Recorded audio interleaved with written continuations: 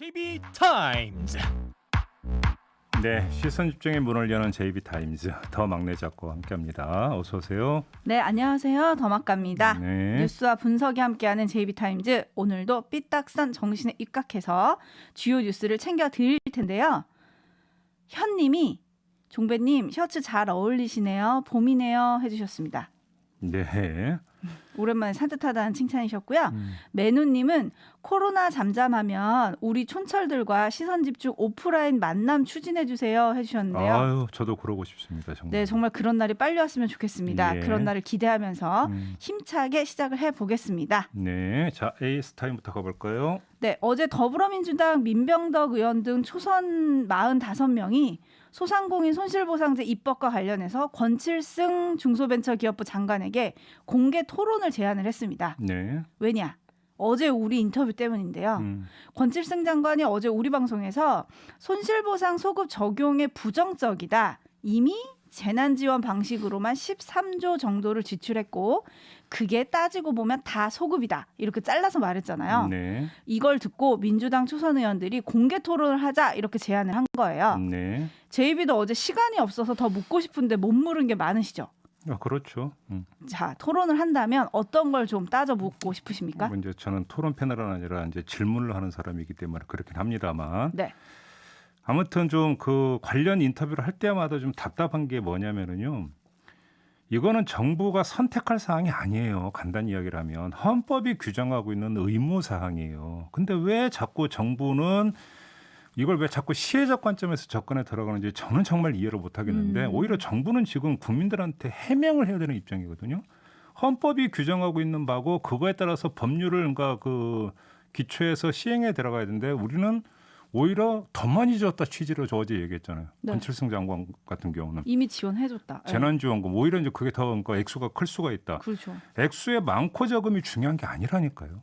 누차 이야기를 하지만 근데 왜 자꾸 이런 식으로 발상을 하는지 모르겠고 근데 정부만 욕할 수도 없는 게 헌법이 규정하고 있는 의무 사항을 그 실행하기 위해서는 법률이 정비가 돼야 되는데 법률 정비하는 주체는 정부가 아니라 국회이니까 지금 그러니까 이제 국회 이야기를 계속하는 거 아니겠습니까? 그다음에 하나 더 말씀드리겠는데 초선 의원들이 권칠승 장관에게 공개 토론을 제안한 거 다 좋은데요. 그다음에 저는 그 취지를 이해 못하는 바는 아니지만 집권야당 소속 의원들이지 않습니까? 그렇죠. 공개 토론 이전에 당정협의 창구가 있잖아요. 네. 그러면 당정협의가 어떻게 진행이 되고 있는지 더 이상 그게 안 된다라고 한다면 차라리 선언을 하든지 그 다음에는 어떻게 해야 됩니까?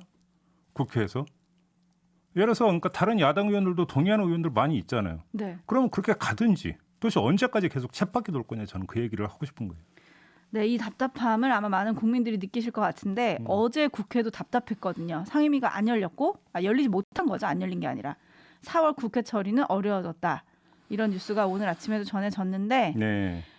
JB의 이 분노를 받아서 국회가 막판에 반전을 만들 수 있을지 일단 지켜보겠습니다. 본회의가 내일로 예정돼 있죠. 29일로. 네, 제가 볼 때는 아무리 벼락치기에 능한 국회라고 하더라도 쉽지 않을 것 같은데요. 네. 그러니까요. 한숨 나는 아침입니다. 네. 여기까지 하고 JB타임즈 오늘 뉴스를 본격적으로 시작을 해보겠습니다. 네. 자, 첫 번째로 주목할 뉴스는 어떤 겁니까? 국민의힘과의 통합 여부를 두고 당내 의견 수렴을 해왔던 안철수 국민의당 대표가 입을 열었습니다. 네. 원칙 있는 통합을 추진하겠다 이렇게 이야기를 했어요. 그러면서 주호영 국민의힘 원내대표를 만나서 의논하겠다 이런 말도 함께 했는데 그래서 원칙 있는 통합이라고 하는 게 뭐냐 뭐 해석이 나오고 있습니다. 뭐 네. 개별 입당이나 흡수합당이 아닌 당대당 통합에 무게를 두는 거 아니냐 이런 식으로 해석을 하고 있는데 이건 어찌 본다면 너무나 이제 그 뻔한 해석인 것 같고요. 네. 초점을 좀 다른 데 맞춰야 되지 않을까 싶은 생각이 좀 듭니다. 저희가 이제 그 삐딱선 정신에 입각한다고 조금 전에 더마카도 이야기를 했는데 네. 시선을 약간 돌려서 다른 데 집중을 해보면 안철수 대표가 어제 한국일보와 인터뷰를 했었어요. 네. 여기서 트로이카를 언급하지 않았습니까? 그랬죠. 국민의힘, 국민의당 그리고 윤석열 전 검찰총장 이 셋이 결국은 이제 그 트로이카다 이렇게 식으로 이야기를 했는데 그러면서 한마디 걸친 게 있습니다. 네. 저는 이게 오히려 주목거리였는데 그대로 읽어드리면 정권 교체를 위한 합당이라는 방향성은 분명하며 아마도 원칙 있는 그 통합이라는 게 아마 이걸 뜻하는 것 같은데 여기서 한 발 더 나가서 야권 대선 후보 단일화를 위한 길로 일관되게 가고 오호. 있다라고 이야기를 했어요. 야권 보선 후보 단일화가 아니라 야권 대선 후보 단일화. 대선 후보 단일화입니다.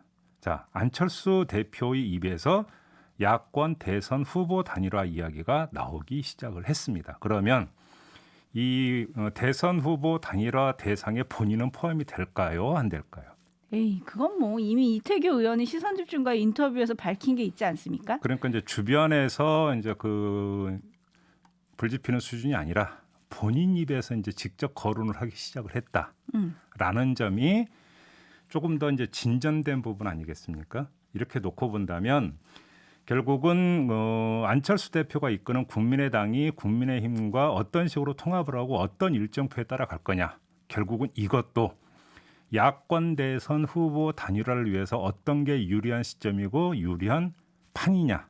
이거에 따라서 조율될 가능성이 크다. 이렇게 정리를 할 수 있을 것 같습니다. 그리고 본인 위주로 판을 짜고 싶을 텐데 지금 김영선 님이 세석으로 원칙 있는 통합이 될까요?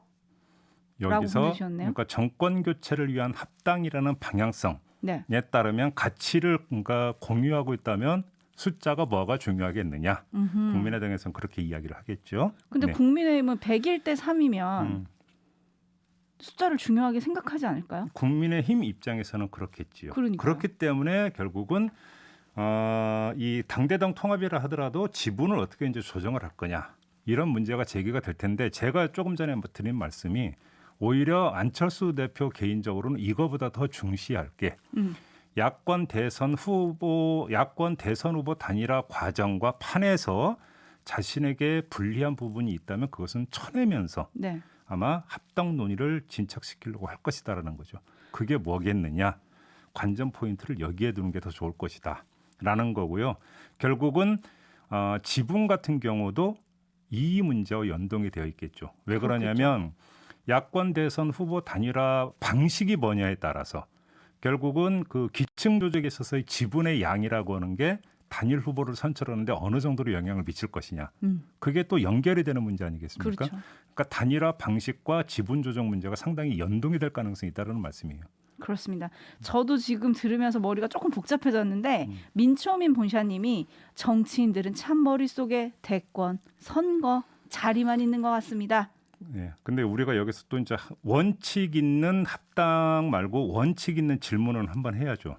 왜 그러냐면 본인이 그 서울시장 후보 단일화 이야기를 하면서 대선은 아니다라고 분명히 못 박아서 이야기를 하지 않았습니까? 그렇죠. 네. 근데 지금 또 야권 대선 후보 단일화 이제 이 문제를 입에 올렸다면 그때 입장은 어떻게 된 것이냐? 라고 원칙 있는 질문을 좀 드릴 필요는 있겠죠. 네, 그죠? 왠지 국민에게 맡기겠습니다라는 뻔한 답이 나올 수도 있다라는 생각이 들기도 하지만 어쨌든 여기까지 하고 다음 주목할 뉴스를 짚어보겠습니다. 오디오로 먼저 만나보시죠. 정자를 기증받아 아들을 출산한 방송인 사유리 씨. 출산을 결심한 이후 방송 활동을 접겠다는 생각도 했습니다. 90% 사람들이 되게 반대할 것이다, 싫어할 것이다. 그리고 진짜 인기가 떨어지거나 뭐 TV에 못 나가게 되고 그래서 연예인 그만둬야 된다고 생각했었어요. 하지만 예상과 달리 관심과 응원이 쏟아졌습니다. 여성가족부는 비혼 출산에 대한 본격적인 정책 검토에 들어갔습니다. 모든 가족들이 차별되지 않고 함께 인권이 존중되고 보호받을 수 있도록 사회적 공감대를 지속적으로 확산시켜 나가고자 하는 것입니다. 네, 여성가족부가 4차 건강가정기본계획을 수립을 했어요. 여기서 중요한 내용이 참 많이 들어가 있는데 한마디로 가족의 개념과 형태에 대한 어떤 근본적인 재검토라기보다는 그러니까 전반적인 검토에 들어갔다 이렇게 봐야 될 것 같은데 아버지의 성을 따르도록 한 것을 바꿔서 원하면 어머니의 성을 따를 수 있게 한다. 이런 내용이 들어가고 있고요. 법률혼이나 혈연이 아니지만 서로 돌보는 관계에 있는 가족도 재산이나 권리 관계에서 보호받을 수 있게 한다. 뭐 이런 내용도 있고 혼외자의 경우 출생신고서에 표기하도록 한 법령도 바꾸기로 했고 저는 이런 게 아직도 남아있는 게 참 오히려 의아스럽기도 했는데 사유리 씨와 같은 비혼 출산에 대한 국민 여론조사와 연구 작업도 진행하기로 했고 이건 네. 결정을 한 거 아니고 이제부터 공론화에 들어간다 이런 것이 되는 거겠죠. 아무튼 이 가족의 개념과 형태는 원래 고정된 게 아니죠. 역사를 그렇죠. 보더라도 여러 요인에 의해서 계속 끊임없이 바뀌어 왔던 게 바로 가족 형태거든요. 그렇기 때문에 바뀐 시대에 맞게 가족의 개념과 형태를 다시 살피고 바꾼다라고 하는 것은 당연한 현상이라고 저는 생각합니다. 당연한 조치라고 생각을 하고 네.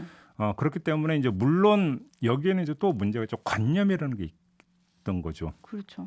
그렇기 때문에 관념과 바뀐 시대상 간에 이제 그 격차가 있을 거 아닙니까? 여기서 이제 논란이 벌어질 수 있을 것 같은데 그것들을 얼마나 이제 그 좀 정돈되게 그 사회적 논의를 끌어가면서 합의를 끌어낼 것인가라고 하는 게 이제 하나의 과제가 될 것 같고요. 또 한 가지로 제도적 과제도 여기서 이제 뒤따라오게 돼 있죠. 예를 들어서 가족의 개념과 형태가 많이 바뀌게 된다면 그에 따라서 함께 바뀌어야 되는 게 되게 많은 거죠. 예를 들어서 그 뭐 청약 제도를 놓고 보더라도 사실 1인 가구 같은 홀대한다는 얘기는 이미 나온 바가 있어요. 많이 나온 얘기고요. 네. 그다음에 이제 더 연결되는 부분이 이제 각종 사회 뭐 의료보험이니 국민연금이니 여기서 피부양자 문제라든지 네. 그다음에 수급자 문제라든지 이런 것 같은 경우도 이렇게 되면 다시 또 정비가 필요한 부분이 있는 거죠. 그렇죠. 네. 그다음에 사유리 씨의 경우도 이제는 공론화 단계이기 때문에 아직은 뭐 결정이 된 게 아니긴 합니다만 결정이 된다면 의료 지원 문제라든지 결국은 이게 법을 민법을 바꾸는 수준에 그치는 문제가 아닌 거거든요. 그럼 민법을 이렇게 바꿔버리면 그 다음에 뭔가 오게 되는 정부 정책이 엄청나게 많이 이제 받게 되는 부분이기 네, 때문에 네. 이건 진짜로 뭔가 되게 큰 차원에서 디자인이 좀 이루어져야 되는 문제다. 그렇죠. 이렇게 봐야 될 것 같아요. 네. 그렇지만 엄청난 작업이긴 하지만 어쨌든 시대가 변하고 있기 때문에 그 변화를 따라서 전진하는 모습을 좀 보여야 되니까 그럼요. 이런 논의는 너무 환영하는 그런 상황인데요. 김 씨님이 우리나라 인구 절벽 시대에 가족 개념의 확대는 꼭 필요하다고 봅니다 해주셨고요. 네, 맞아요. 착한 여성님은 출생신고 시스템부터 손봐야 합니다. 라고 해주셨고요. HBYI님은 비혼모는 사회적으로 토론을 해야 하고 미래의 가정상이 될 수 있습니다. 해주셨고요. 김영민님은 무엇보다 아이들을 보호할 수 있는 사회가 되어야 합니다. 해주셨습니다. 많은 분들이 맞아요. 이런 논의를 찬성하고 계신데 예. 또 어떤 분은 이미 엄마성을 쓸 수 있는 게 아니냐. 그게 언젠데 이거 가지고 시끄럽게 하냐라고 하시는데 엄마성을 따를 수는 있어요. 근데 그게 절차가 출생신고 기간인가 딱 그때만 할 수 있고 뭔가 이 법적으로 약간 정해진 시기를 지나면 할 수가 없더라고요. 그래서 네. 그런 것도 손을 보겠다라고 이번에 밝힌 겁니다. 네. 자, JB타임즈 다음 주목할 뉴스도 오디오로 먼저 만나보시죠. 라임 사태 김봉현 전 회장이 술 접대를 했다고 지목한 검사 3명 중 1명은 뚜렷한 증거가 없어서 징계 대상에서 빠졌다고 전해드렸는데요. 해당 검사가 돌연 자신도 그 자리에 있었다면서 자백을 했습니다. 관련 재판이 시작되기 직전에 입장을 바꾼 겁니다. 검찰 수사 초기 휴대전화까지 버리며 술 접대 자체가 없었다고 버텼던 이주영 변호사 등의 태도도 달라졌습니다. 술자리 참석 여부엔 토를 달지 않으며 검찰의 접대 금액 계산법을 집중적으로 따진 겁니다. 앞으로 재판 과정에서 술자리 인원과 그에 따른 1인당 접대비 계산법이 가장 뜨거운 쟁점이 될 전망입니다. 그러니까요. 요 얘기를 좀 잠깐 정리를 해드려야 될 것 같은데 네. 3명의 검사 가운데 1명 감찰 결과 이 사람은 아닌 것 같다라고 했다가 네네. 갑자기 이제 다시 3명이 맞다고 바뀌었고 여기서 이 1명이 자백을 했다 이런 소식이 어제 나왔는데 네. 또 간밤에 또 어떤 이야기가 나왔냐면 이 그 술 접대를 했던 김봉현 스타모빌리티 회장이 처음에는 2명만 특정을 했고 네. 막내 검사 같은 빼주자. 경우는 뭐 막내고 뭐 한데 그냥 속 좀 빼주자. 빼주자. 그래서 이제 특정을 하지 않았다라는 겁니다. 네. 그런데 이제 이렇게 되다 보니까 김봉현 회장의 진술의 신빙성이 문제가 된다고 해서 그냥 마지막에 가서 이 사람도 맞다라고 인정을 했다. 특정을 네. 해줬다라는 거고요.